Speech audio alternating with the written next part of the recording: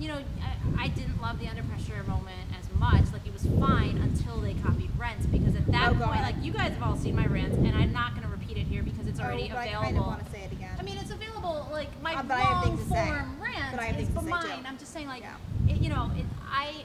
whether it was intentional or not to, completely copy the story of Rent and the story of Jonathan Larson and the things that the show went through, the changes, etc., after he passed away, before it was what it is now. All of that, obviously I had personal issue with, because I feel so connected to Rent, and it was such a big part of my history.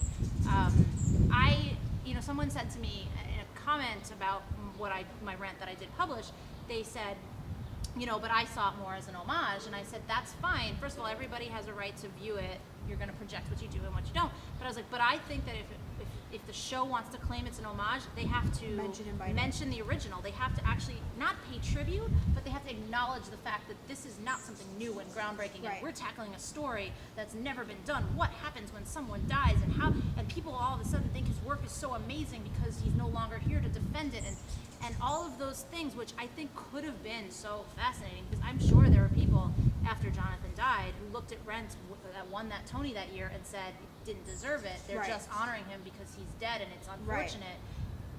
Right. I kind of felt that way with Kyle. Yeah. I didn't think he deserved the Tony for the book. I didn't think the book was good. I will say this.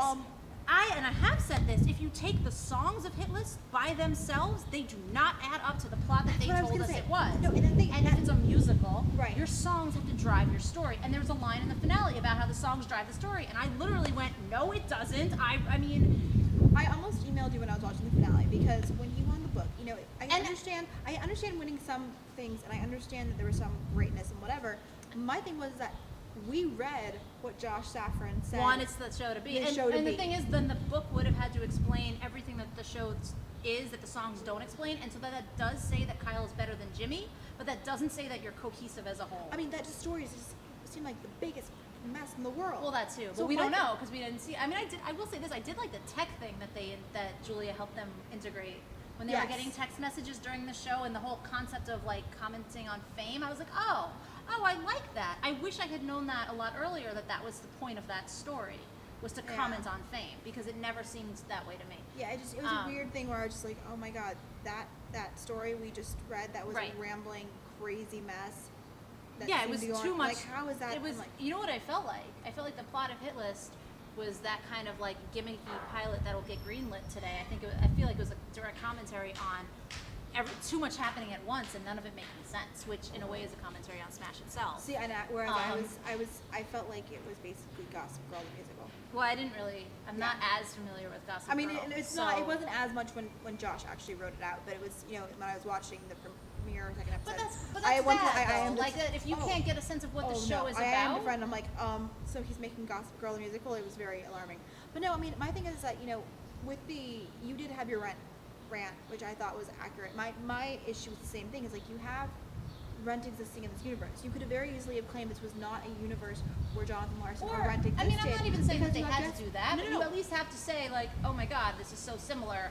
That's all I would have needed. No. My thing is that you could claim that this is a universe where Rent doesn't exist. In theory, because you have two of the stars of the original Rent playing different characters. So in theory, you could have had that, but then they had the Rent. But if they want to be so, like, legit to Broadway, I don't think that you can claim that. I mean, it's a fictional world. I know, but I'm just saying, like, they've one of the things that they have tried, at least early enough on, is to be as true to Broadway as they could be. I'm just saying that in theory, they could have done it differently. But they didn't. Because Rent did exist in that world, because they had that poster in Jesse's office, it's like, it was bothersome that they never mentioned, hey, do you know how we're totally Rent-like? Well, that, and just, like, the fact that the big emotional drive for the second half of the second season was all about losing Kyle. Right. And to me, it just felt like, well, you didn't take, it's not an original idea, because it actually happened to a very real Broadway show in very similar circumstances. You're not even doing anything differently, like, in terms of how you're portraying it. You're literally copying what actually happened, but putting a new name on it. Right. And to me, that was what was just offensive.